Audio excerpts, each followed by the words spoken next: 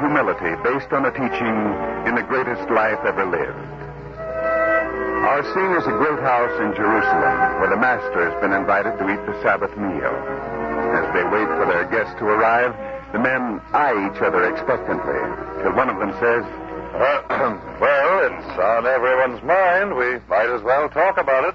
What could you possibly mean, Caleb? The way you're all looking at the seat at the head of the table, I can see that you each feel entitled to it.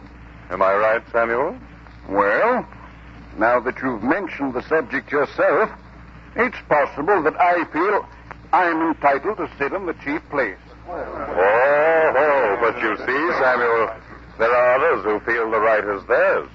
And if you will look around, you will notice that there is no man here who is inferior to the others. And since I did the inviting, I might as well allow you all to share my little joke. I don't joke about my standing in the community. Soon the master will arrive, at any moment.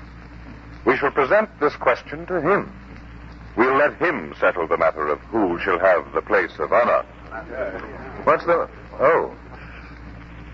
Master, we bid you welcome to the Sabbath meal. And you've come at a propitious time, for we have a great problem which has come up. None of us seems able to settle it. Master, which man here shall be entitled to the chief seat at the table? Yes, master. Which one of us?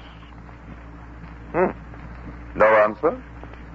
Is it because you can't decide, Master? The master will answer. Don't worry about that. We didn't address you, whoever you are. My name is Peter. I follow the master. I'm here to see that no harm comes to him. Can it harm him to answer a single question? Master, I want an answer. Who is entitled to the place of honor? Will you answer, Master?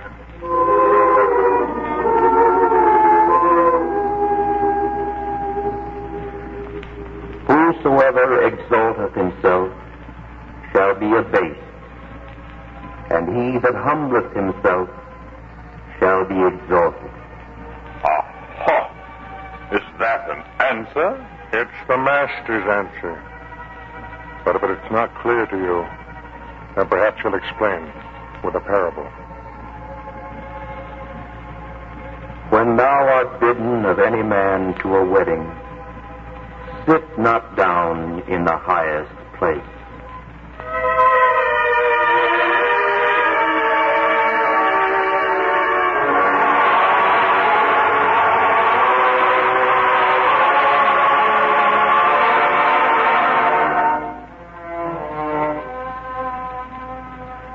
A wedding, you say, Nathan? Well. I didn't mean to interrupt you during the business day, Boaz, but I wanted to give you as much notice as possible. Well, it isn't every day a young man gets married, is it, Nathan? No, sir. And certainly not to any girl so lovely and fine as Ruth. Yes, and you want me to attend? Yes, sir. Ruth's father, he said he would consider it a great honor if you, as my employer, would be there. Yeah, naturally. May I give him your answer this evening? Of course. I should be delighted to attend, especially in view of the fact that I'm assured the place of honor. Assured the place of honor? Well, isn't that what you said, Nathan? What Ruth's father said? Or are you changing your mind? After all, as overseer of the greatest farm in this area, the honor should go to me, shouldn't it? Well, sir, I don't know. Indeed. You see, I don't know what other plans have been made. I don't know who Benjamin has invited. How can I say the place of honor will be yours? I feel that I've been deceived, Nathan. Oh, but... First, you as much as promised me the place of honor, and now you seem to have changed your mind. You can understand that a man of my standing might feel he'd been insulted. You understand, Nathan, insulted. But, Boaz, all I said was... If you choose to insult me, Nathan, there's nothing I can do. So I don't have to attend your wedding, you know.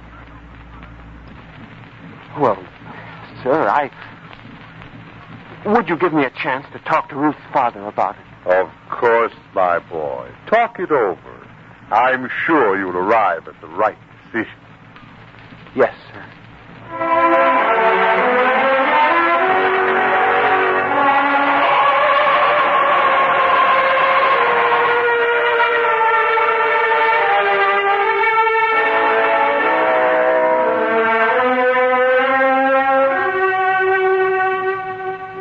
Ruth, darling, the way Boaz talked, it was almost a threat.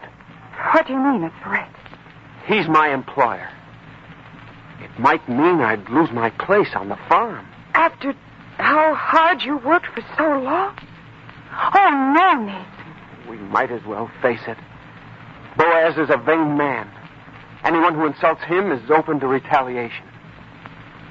In my case, well, it might mean my job. And now, of all times, when we're just beginning to build our lives together, it's important. The most important thing there is. Then there's only one thing to do. Talk to my father. Oh, I don't want to bother him with this. It'll spoil everything for him. You know how he's looked forward to this time. You'd better talk to him, Nathan. If there's going to be trouble, we might as well face it. Come, he's at his blacksmith shop now.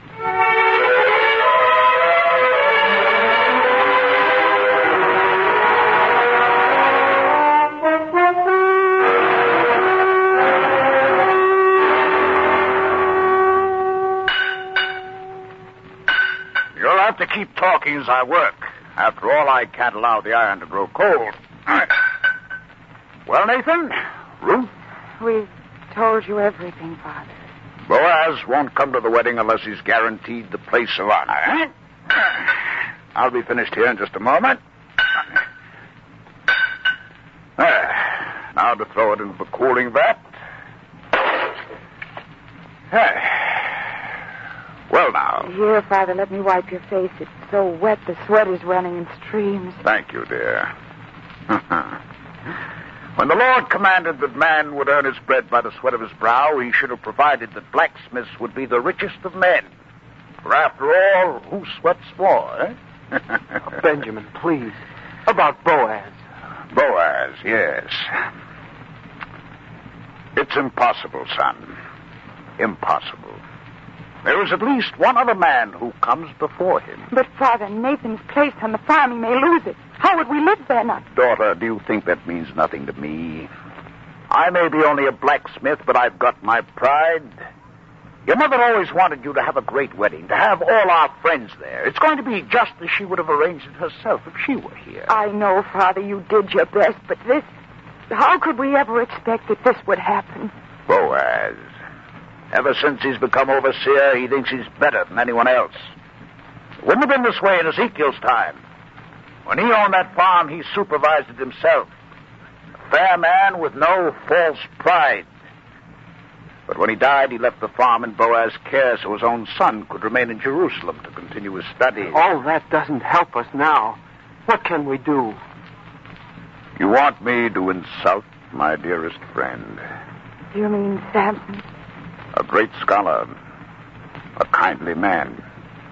Why, I couldn't even think of having my daughter married without having Samson there. I know you two have been friends a long time. A long time, all our lives. We grew up together in this very town. I always knew he'd grow up to be a scholar. And he did. One of the best. But he never forgot his friend Benjamin. Yes, even now he invites me to his home, even when he has the most important guests. Should I insult him now at my own daughter's wedding by not offering him the place of honor that is due him? Your father's right, Ruth. Would I ask him to do this if it weren't so important to our future happiness? Ruth, I'm giving you the best I can. There'll be no finer wedding in this town. But don't ask me to insult an old friend. Please don't ask me. You're right, sir. We shouldn't have troubled you about this thing. Father... Here, now. I'm sorry, daughter, but what you ask me to do, I can't. Believe me, I can't. Take her away, son. I have work to do. Come, dear, please. All right, Nathan. Father, I don't blame you. Believe me, I don't. Come. Go, dear. Take my word for it. This won't seem so serious after a while. Ruth, please, don't worry about it too much. But if you lose your position now, the money you're saving up to buy a place of our own, it'll disappear little by little until there's nothing left. You'd have been better off if you'd never met me. Oh, don't say that, darling. And as for all the things I've wanted, they've been for you. Everything. The land to assure you that you'd never go hungry. The house to give you comfort and security. And if everything had worked as I'd planned it, we'd have it all in only a few years. Well, what if it takes longer? We can wait. It isn't right. How can everything we planned on be upset by something so small and petty? It isn't right. Maybe I was wrong about Boaz. Maybe I misinterpreted what he said. Let's wait. Let's see what happens.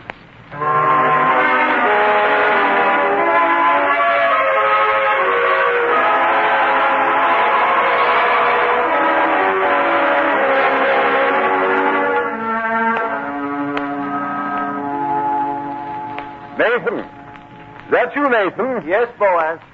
Well, you've come at a very opportune time, Nathan. Have I? Oh, come. You won't deny that the thing uppermost in your mind is your wedding. Of course I won't. Well, I want you to know that I haven't been forgetful either. Look at me. Sir? Well, this cloak I'm trying on, it's new, just made for me and finished this very day. It's a nice-looking cloak, Boaz. Oh, that's all you can say? I go to the trouble and expense of having this made just to appear at your wedding feast, and you don't seem to appreciate it. For the wedding feast? Of course. After all, how would it look if the guest who occupies the honored place were dressed in accordance with his station? What's the matter with you, Nathan? You seem dull today. Boaz, I guess it's my fault. I should have told you before. Told me what? About the wedding. I don't understand you. You did tell me about the wedding. I've even had a new cloak made. What are you talking about? What you requested about the seat of honor. I request. You promised, you mean. Well, what about it? I spoke to Benjamin several days ago. He said it couldn't be arranged. What? I talked to him. I asked him. But it would mean he would have to insult an old friend, Samson. Samson, eh? A useless man. They'd give him the place of honor over me. He's a scholar, the most famous in the history of our town. Such a man deserves honor. You understand? Understand? Of course I understand, Nathan. I understand that you invited me to your wedding, that you assured me that the place of honor would be mine at the feast, that on the strength of that promise I went to the expense of having this fine cloak made. But now I find out that I can't depend on you. And if I can't trust a man, how can I have him working for me? You see, you placed me in a very embarrassing situation. Oh, please, Boaz, try to understand. I do understand. No, Boaz, you don't. Now you're contradicting me, too. What's the matter, Nathan? Why are you forcing me to do something I don't want to do? I assure you, I don't want to take your position from you. But, Boaz, I can't ask Benjamin to insult his old friend. But you can ask him to insult me. It wouldn't be an insult. Wouldn't it? Well, I'll decide that, Nathan. Oh, Boaz, please, can't you understand? I did the best I could. Now when I need my job most, you're going to take it from me. Over such a small thing. A small thing? My honor? Well, I don't think so. And as for how much you need your position here, well, you can't need it very badly if you won't arrange this little matter. I'll see what can be done, Boaz.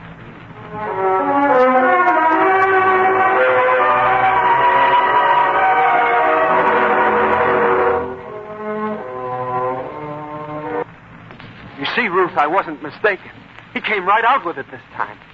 Either he gets the place of honor, or I lose my job. Maybe if we talk to my father again. No, I wouldn't hurt your father.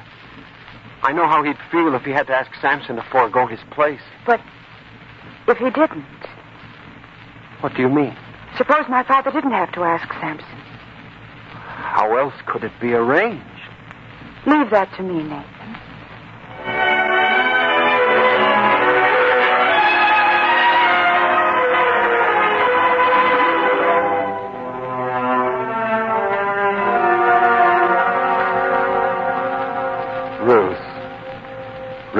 can't tell you how flattered I am that such a lovely young girl could find time to visit a stodgy old man like myself. Please, Samson, it's something important. What's more important than a wedding? Tell me that. Why, I was there the day your father and mother were married. Ah, that was a wedding. But I'll let you in on a secret, my dear. I don't think your mother was quite as beautiful as you are. But we won't tell anyone that. Particularly not your father, eh? Oh, Samson. Oh. I'm sorry, my dear.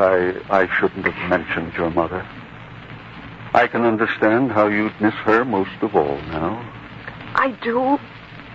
But what I came to see you about, it's a great favor, something you must understand. Nathan's employer, Boaz, he won't come to the wedding unless he's given the place of honor. And if he doesn't attend, Nathan will lose his job. Young man with the added responsibilities of a wife needs his job more now than ever. No, we can't let that happen. But my father believes that you're entitled to the place of honor, and we all do. Me? Is that what your father's planning on? After all, his best friend, the most noted scholar in our town. Isn't it only fair? Would it help if I didn't go at all? You wouldn't refuse to attend the wedding feast. My father would never forgive himself if that happened. Then I'll be there. But as for occupying the seat of honor, well, that's a matter I think I can work out. What do you mean, Samson? We'll see that things work out satisfactorily. Oh, thank you, Samson. Samson, I just have to kiss you.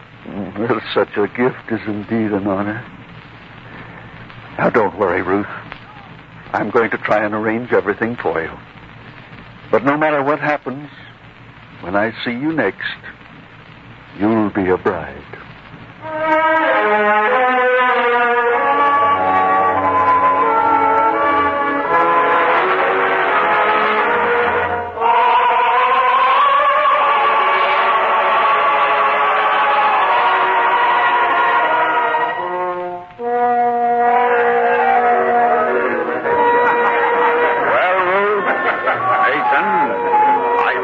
In your wedding? Why, no, Father, of course not. Well, let's see you both smile.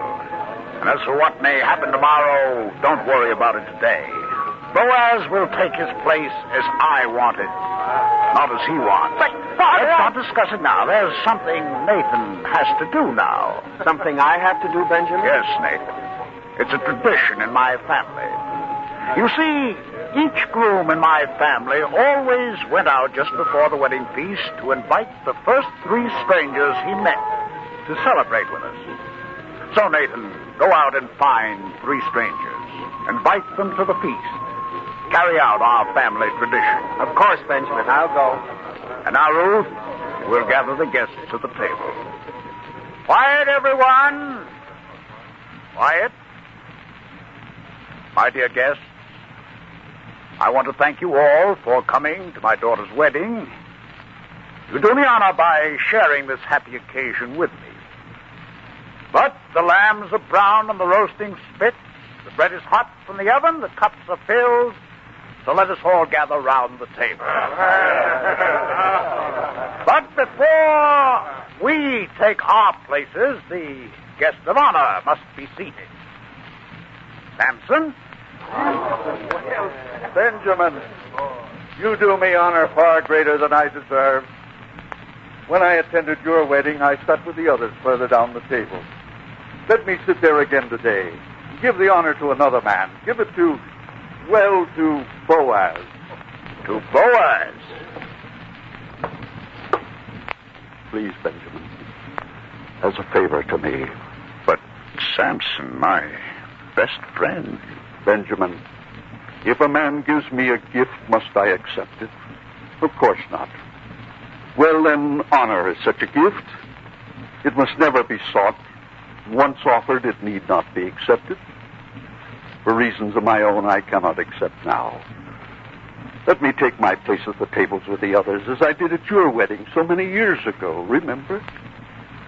Please, for old time's sake, Benjamin, give the place to Boaz. Samson, Well, I think I understand. And it's like you to do this. Boaz,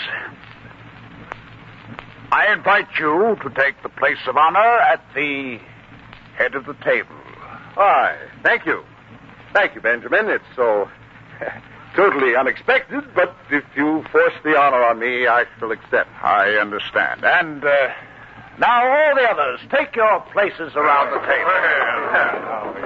And now, as soon as the three strangers are here, we can begin the feast. Benjamin, I've done what you asked. 3 strangers. Here they are. Thank you, Nathan. Welcome to my daughter's wedding feast. Take places at the table, please. And now that you've seated yourselves, let us know who you are so that you are no longer strangers. You, sir. I'm Simon of Gibeah. Thank you for your hospitality, and I wish the new bride and her husband a long and happy life together. Thank you, Simon of Gibeah. And now you, sir? My name is Jeremiah of Beirut. May I add my best wishes to those of the others here? Thank you, Jeremiah of Beirut. And you, stranger, you who seated yourself at the foot of the table. Your name? My name is Gideon. From where, friend? From Bethel. Gideon of Bethel, of our own town. We have no one here named... Wait. Gideon. Ezekiel's son was named Gideon. Yes, Benjamin, I am Ezekiel's son. I see you don't recognize me.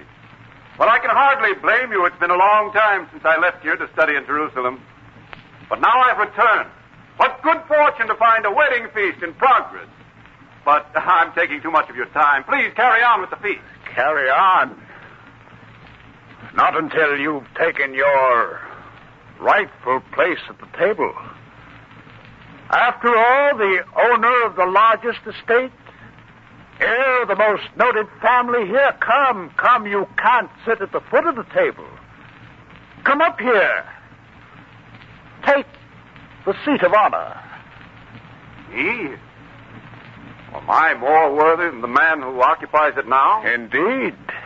He's only your overseer, Boaz. Is this Boaz?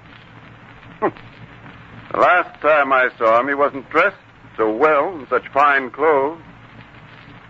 Well, Boaz occupying the seat of honor, you have worked yourself up. Well, after all, Gideon, it was offered me. I can see that, but there's another man I see at the table whom I would have thought more suitable as guest of honor. Another man? Yes, when I was in Jerusalem, there was only one man in our entire town I heard spoken of with reverence and respect, even by the wisest men there. He is Samson. Yes, Samson's fame as a scholar has spread far. I heard him quoted often in Jerusalem. I should think that he would deserve the place of honor. The choice is yours to make, Gideon. Then I insist. Samson, come up here. Take your rightful place. It isn't necessary, Gideon. Necessary? Has anyone said it was necessary? No, but it's fitting and proper. I couldn't occupy the seat of honor while a man like yourself sat in one of the lower seats. Please, Samson. If it will make you feel at ease. Boaz, get up. Get up. Give the seat of honor to a man who's more deserving than either of us. Yes, but where shall I sit? Have the others move. Have them make room. Disturb all the others just for one place. Why? Go on, Boaz. Take my place at the foot of the table. Take it. But after all, from the seat of honor to the very foot of the table... If you'd taken your right place at the table to begin with, you wouldn't have had to sit at the foot of the table. Go, Boaz.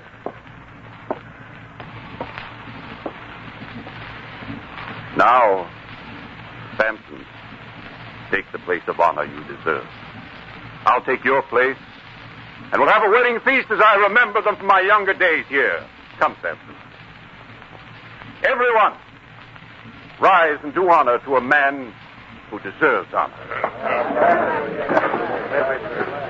And now that everyone is in his rightful place, I wish to offer a gift to the newly married couple.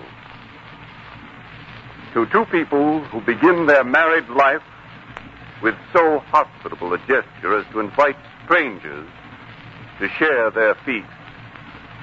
I shall give a portion of my land large enough to allow them to start a farm of their own. Benjamin, Nathan, Ruth, we can really have a wedding feast now.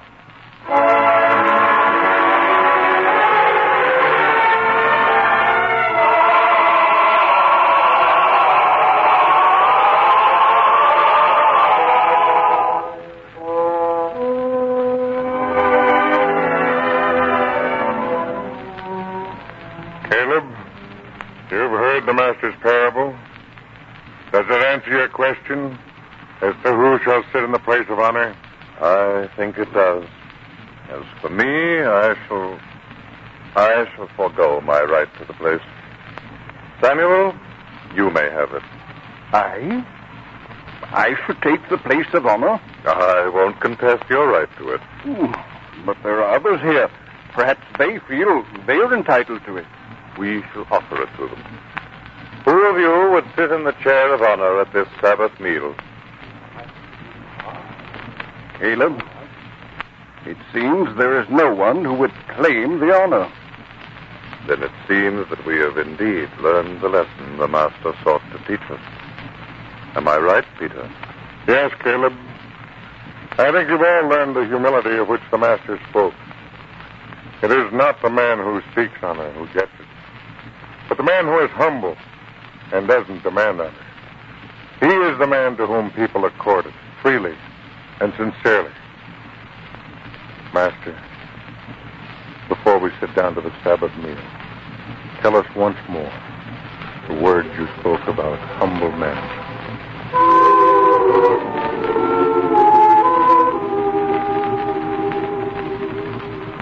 Whosoever exalteth himself shall be abased, and he that humbleth himself shall be exalted.